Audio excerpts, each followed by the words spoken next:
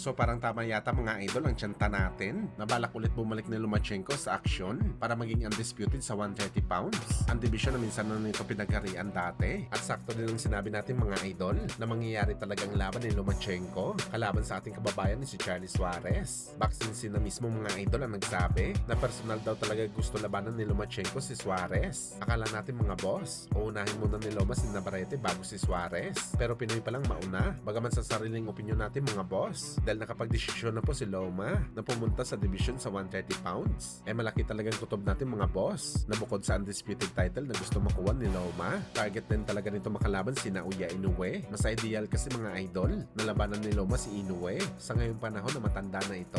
Dahil bukod po sa pound for pound king si Inoue, walang tatapat ngayon kay Inoue sa pagiging cash cow ng lower class. At ito talagang habol ni Loma. Sabihin niya man o hindi, gusto niya talaga magka-$1,000,000 sa laban kay Inoue. Marami ang magsasabi na imposible mangyari ang bakbakan ni Loma at Inoue. Pero kung titingnan nyo ng mabuti mga boss, ang Japanese Monster aakyatan ng division sa 126 pounds. 4 na libra lamang ang pagitan nito kay Loma. Pwede sila maglaban mga boss sa catchweight sa 128 o di kaya sa 126 pounds mismo. Dahil nauna na po sinabi ni Loma na willing talaga ito bumaba ng 126 pounds para lamang palagad si Inoue.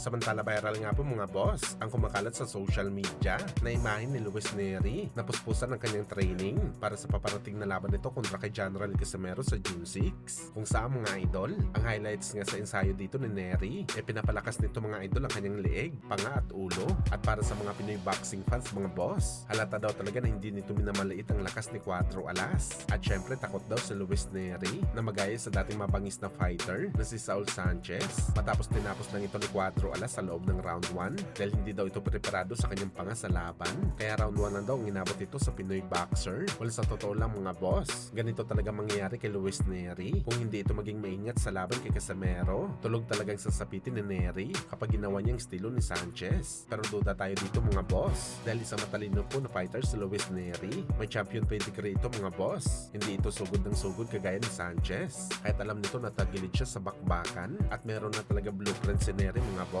para talunin itong si Alas. Gayahin lang nito ang estilo ni Kamida na suntok takbo sa bakbakan.